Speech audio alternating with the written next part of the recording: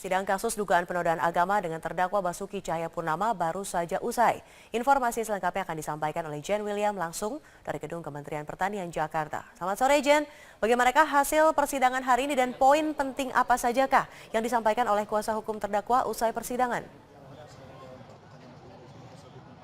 Iya Widya, saat ini sidang ke-10 atas terdakwa Basuki Cahayapurnama sudah berlangsung dan tadi juga sudah digelar keterangan pers dari pihak kuasa hukum Basuki Cahayapurnama.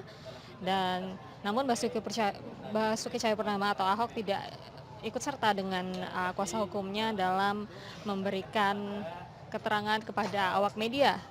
Ahok langsung masuki mobilnya dan pergi meninggalkan gedung Kementerian Pertanian, sehingga yang memberikan keterangan kepada media hanya pihak dari kuasa hukum Ahok saja. Dan tadi kami juga sempat menerima keterangan dari pihak kuasa hukum Ahok terkait bagaimana keterangan yang diberikan oleh saksi ahli bahasa.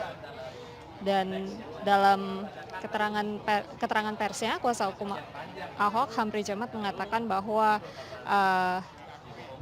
pernyataan Basuki Cahayapurnama atau Ahok pada saat di Kepulauan Seribu tersebut tidak bermaksud untuk menistakan agama, karena apa yang disampaikannya tersebut tentang surat Al-Maidah berdasarkan dengan buku yang ia buat. Dan berikut pernyataan selengkapnya dari kuasa hukum Ahok Hamfrey Jemat. Bahwa apa yang diucapkan orang itu tidak dalam ruang hampa, ya, pasti ada pemikirannya. Dia punya tujuan, punya maksud, punya mindset gitu. Nah, oleh karena itulah kita tanya ini bukunya. Nah, kita tanya ini ada nggak di sini berkaitan dengan Al-Maidah? Nah, ini diakuin ada, ya. Ada nggak di sini mengenai ulama? Ya tidak ada. Nah, apakah yang diucapkan waktu pidato tersebut mengenai Al-Maidah sama nggak dengan pemikiran yang Pak Basuki dalam buku tahun 2008? Akhirnya diakuin sama. Nah, dengan demikian itulah yang menjadi dasar kita bahwa Pak Basuki tidak ada niat sejak awal, ya, bahkan juga di Pulau Seribu untuk menyerang ulama dan juga untuk menyatakan bahwa Al-Maidah itu bohong atau menista daripada Al-Quran. Selesai ya? Clear ya? Clear. Hah? Ini proses persidangan masih panjang. Tadi kami juga sempat menanyakan kepada pihak jaksa penuntut umum atau JPU terkait dua saksi ahli lainnya yang semula direncanakan untuk hadir memberikan keterangannya pada sidang kali ini. Kenapa kedua saksi ahli ini, yaitu salah satunya ahli hukum pidana, tidak dapat hadir memberikan keterangan dalam persidangan kali ini? Pihak JPU mengatakan memang kedua saksi tersebut belum memberikan konfirmasi, dan informasi terakhir yang didapatkan memang saksi tersebut sedang berada di luar kota, dan minggu depan persidangan ke-11 masih dijadwalkan dengan mendengarkan keterangan dari saksi ahli dari JPU. Widya, saya kembalikan ke Anda. Baik, terima kasih rekan Jen William melaporkan langsung dari Gedung Kementan Jakarta. Selamat kembali bertugas. Kembali di Breaking News Metro TV, pemirsa dan Bung Usman, tadi ada penodaan agama dan juga penistaan Pancasila. Menurut Anda dari sisi hukuman sudah cukup memberi efek jera tidak sih untuk kemudian ke depan mencegah hal yang sama terjadi begitu? Iya, sebetulnya kan hukum itu juga berfungsi salah satunya preventif, artinya memunculkan efek jera, ya efek jera. Nah, terkait dengan pasal penodaan agama 156 KUHP itu juga kan sempat dipersoalkan, ya karena itu pasal karet begitu kan. Sedikit-sedikit orang dikatakan menodai atau melakukan penodaan agama, tetapi kan MK tidak mengabulkan gugatan itu begitu, no. Dan ya masih berlaku dan hukumannya seperti kita ketahui bersama, ya kita ketahui bersama. Dan penodaan agama itu banyak sekali kasusnya menjerat itu, ya blasfemi istilahnya begitu. Di Sumatera Barat ada orang dituduh ateis, kemudian dianggap menodai agama dan kemudian juga dipidana, kemudian di Jawa Tengah juga ada seperti itu. Jadi banyak makan korban sebetulnya yang tidak kita ketahui kasus penodaan agama ini begitu loh. Kenapa? Karena ya subjektif sekali soal penodaan agama itu. Nah, terkait dengan penodaan ideologi, simbol-simbol negara, saya kira ini memang harus dilindungi oleh undang-undang. Artinya ideologi itu harus dilindungi undang-undang, simbol-simbol negara, karena kalau tidak orang akan semena-mena apalagi dengan adanya media sosial, mungkin maksudnya guyonan tapi serius benar begitu kan, karena konsisten begitu. Nah, saya kira soal efek jera itu kemudian menjadi relatif, ya tergantung suasana psikologis ketika dalam konteks Pak Rizik misalnya, dia ketika itu kan berceramah, ya berceramah menurut dia dalam konteks agama ya tidak masalah barangkali begitu, mengkritik katakanlah begitu, mempersoalkan ideologi negara karena sebetulnya itu dua wilayah yang berbeda kan. Nah tetapi di sisi lain juga itu menjadi persoalan kalau dibiarkan, ya dibiarkan. Dan ini saya tidak tahu nanti Bang Jamin delik aduan atau bukan begitu kan. Kan kasus Rizik itu setelah diadukan oleh Ibu Sukmawati ya, Ibu Sukmawati kemudian diproses secara hukum, kemudian polisi melihat bukti-bukti di YouTube dan ternyata memang betul, kemudian dengan ahli IT, dengan ahli bahasa, kemudian muncullah status tersangka buat Rizik Syihab. Dan saya kira mestinya memang kita semua yang menghormati ideologi kita yang sudah kita sepakati bersama, ya tanpa perlu diancam oleh undang-undang, mestinya itu harus kita kita jaga bersama-sama begitu. Oke, Bang Jamin terkait dengan kasus Rizik ini. Ya, saya kira kalau yang menyangkut tentang penodaan atau penistaan terhadap lambang-lambang negara dan simbol negara itu tidak didasarkan pada delik aduan ya. Itu setiap petugas atau penegak hukum sudah melihat siapapun itu, tidak harus ada laporan, dia sudah melakukan tindakan terhadap siapapun yang merusak lambang-lambang negara tersebut ya. Nah dalam hal ini mungkin tadi ada kutipan mengenai mencemarkan nama presiden, apalagi yang itu presiden pertama kita ya, itu juga nggak perlu dengan delik aduan walaupun almarhum ya, walaupun almarhum, tapi simbol negara ya, pertama sebagai proklamator kita harus hormatin gitu, karena di Amerika saja ya seorang pemimpin yang proklamator di presiden terbesar di sana, contohnya Abraham Lincoln, itu sangat-sangat dihormatin gitu di sana. Jadi kita juga sepantasnya untuk menghormati pemimpin-pemimpin besar kita sebelumnya begitu. Nah dalam konteks ini tentu kalau bicara dengan pasal 156 tadi, berapa kali memang sudah ditegaskan oleh penasihat hukum berdasarkan apa seseorang itu dikenakan pasal 156. Karena pasal itu sebenarnya pasal sisipan yang didasarkan kepada peraturan Perpu darurat pada saat itu ya, di tahun 1956 pada saat itu dikatakan bahwasannya harus ada terlebih dahulu teguran yang disampaikan oleh Menteri Agama, Menteri Pertahanan, Keamanan pada saat itu ya, dan dikatakan harus ada teguran. Tanpa teguran tersebut sulit untuk kita katakan langsung penyidik boleh menyatakan adanya unsur pembedaan terhadap pasal tersebut. Karena teguran itulah yang menundukkan legalitas adanya keterangan yang menyatakan bahwasannya perbuatan itu telah mencederai agama yang diakui yang di Indonesia. Mencederai agama yang diakui di Indonesia itu ditetapkan oleh Kementerian Agama. Jadi kembali lagi saya katakan, siapa yang memiliki legalitas untuk menentukan seseorang telah mencederai agama lain yang secara hukum yang diakui adalah lembaga negara yang disebut sebagai Kementerian Agama. Karena di situ Kementerian Agama kan ada yang Dirjen Pembinaan Agama masing-masing yang diakui. Jadi dia yang mengerti persis apa yang diharuskan. Nah justru di Indonesia karena kedudukannya lebih berpengaruh dalam tanda petik MUI daripada Kementerian Agama, ini tentu ulama-ulama menganggap kedudukannya setara lah. Nah, menurut Bung Usman ini terkait hal ini seperti apa? Iya, saya kira kembali lagi saya sampaikan kan blasphemy. Penodaan penistaan agama itu di banyak negara juga dipersoalkan, bahkan sudah banyak negara yang menghapuskan itu begitu. Ya, mungkin kalau ada persoalan terkait dengan agama itu ada undang-undang lainnya misalnya. Nah, soal ini kan menjadi subjektif ya, menjadi subjektif tadi. Walaupun saya kira tidak ada sebetulnya institusi manapun yang punya kewenangan bahwa seseorang itu sesat, kafir misalnya, dan lain-lain, itu memang haknya Tuhan sebetulnya. Bahkan Kementerian Agama itu kan juga kalau di Malaysia saja tidak ada istilah Kementerian Agama, tapi Kementerian urusan haji misalnya begitu ya, Kementerian Urusan Haji bukan Kementerian Agama. Ya, jadi dia memang mengurus keperluan orang beragama. Ya, misalnya pergi haji itu keperluan orang beragama.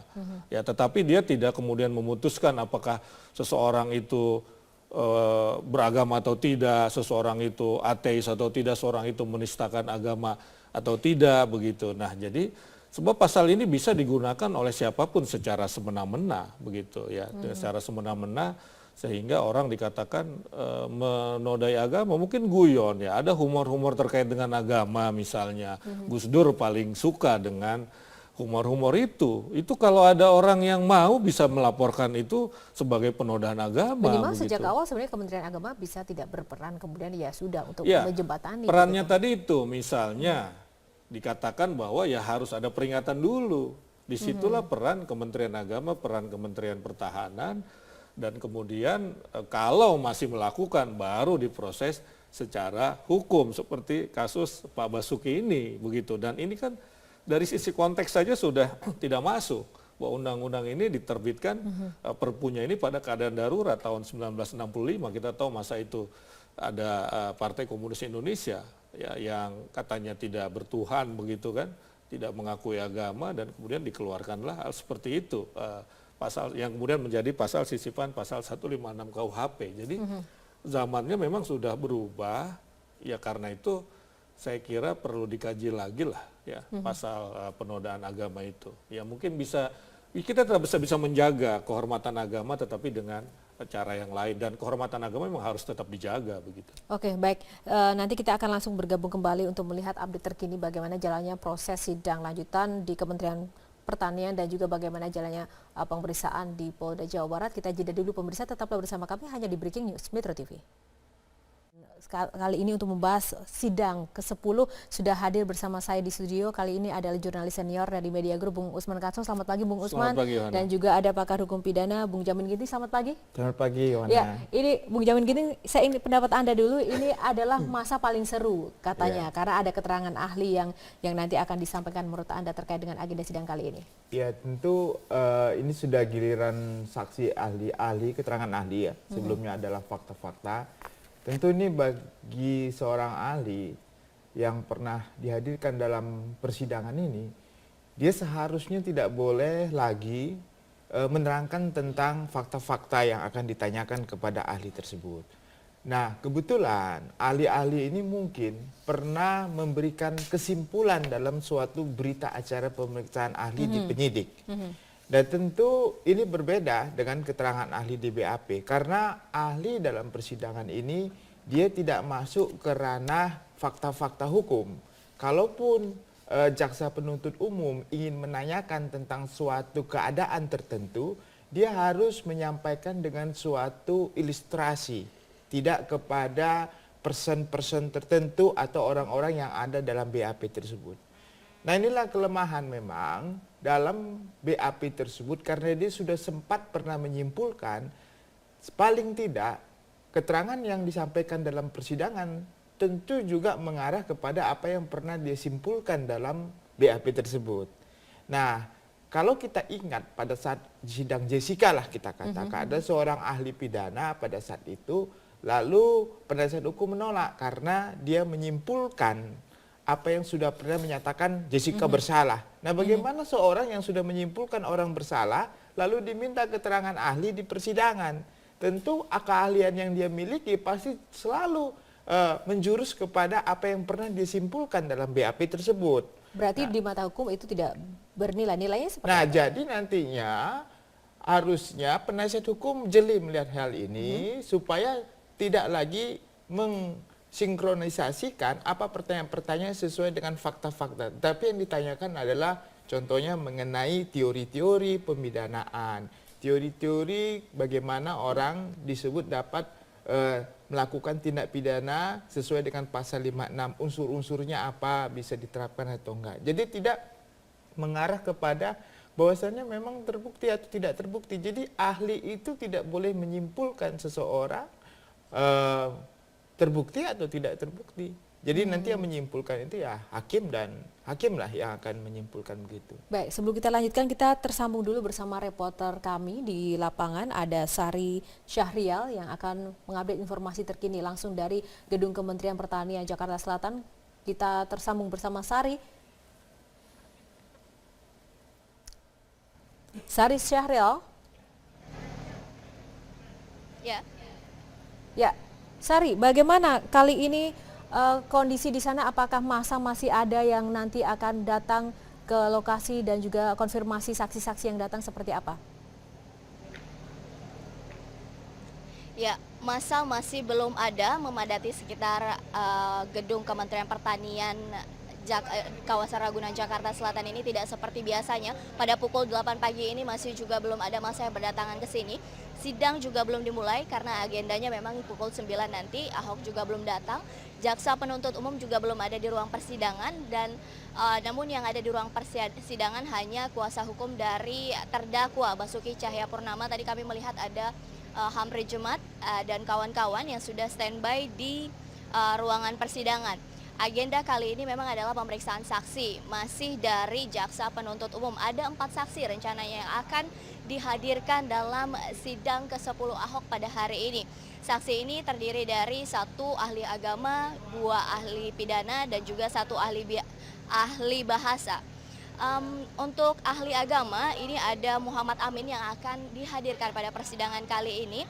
Ini merupakan profesor atau guru besar dari IAIN Syarif Hidayatullah Jakarta sejak tahun 1997 dan ia adalah profesor termuda di IAIN Syarif Hidayatullah pada saat itu.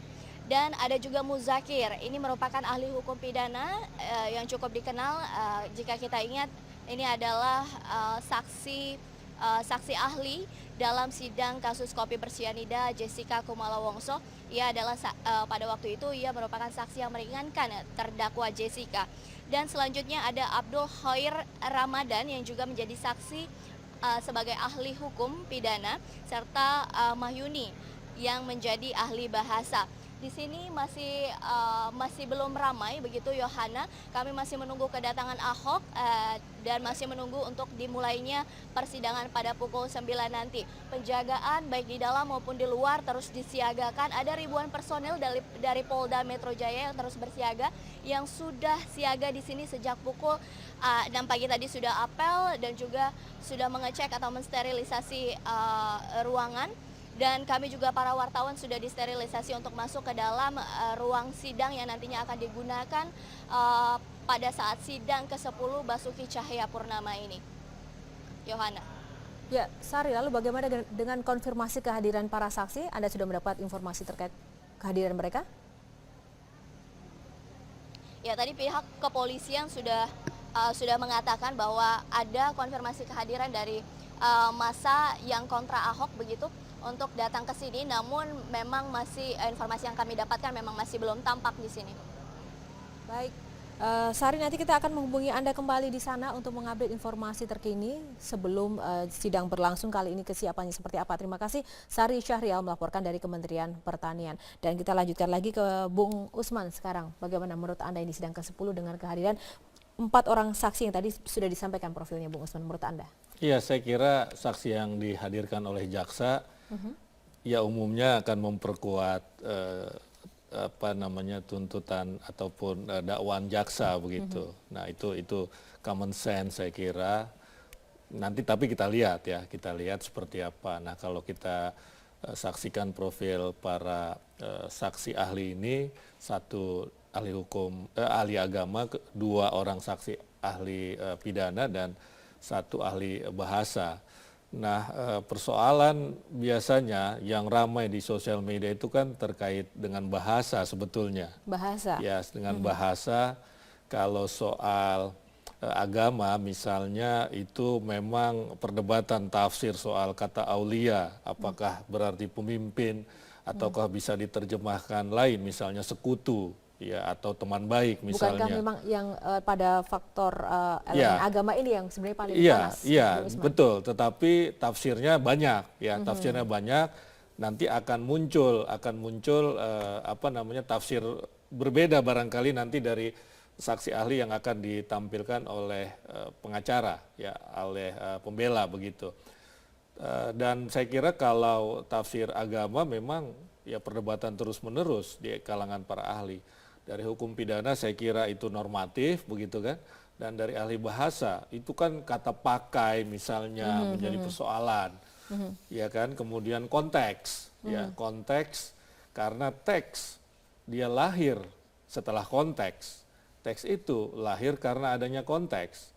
Tidak ada teks tanpa konteks. Nah, kita berharap ahli bahasa nanti itu akan melihat konteks secara komprehensif. Ya. Konteksnya apa? Begitu.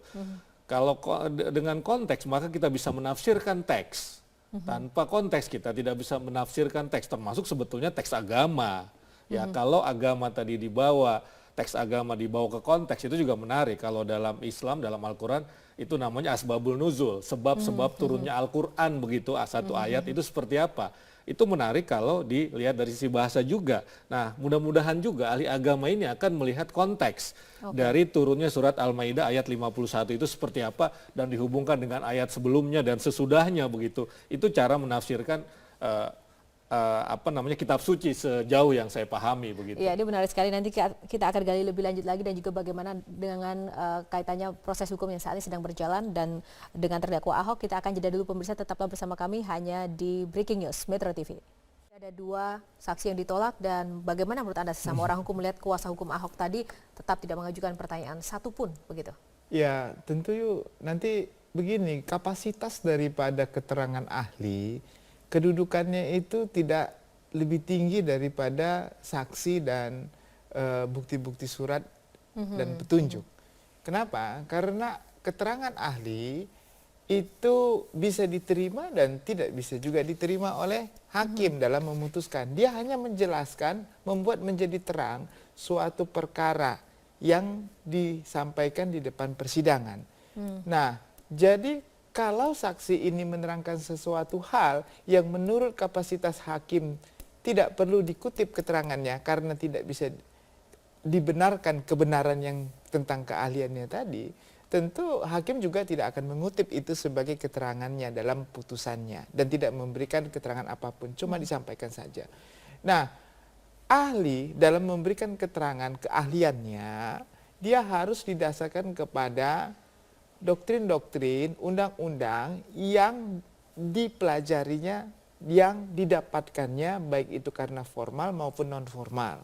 Dan ahli tidak boleh menyimpulkan dari suatu fakta-fakta sehingga dia menyatakan bahwasannya bersalah atau tidak bersalah. Nah, jadi intinya tadi dari sikap kuasa hukum Ahok menurut Anda sudah tepat karena toh juga keterangan ahli tidak lebih tinggi juga dari bukti yang ada begitu. Ya, dalam kapasitas tadi dikatakan penasihat hukum tidak memberikan pertanyaan.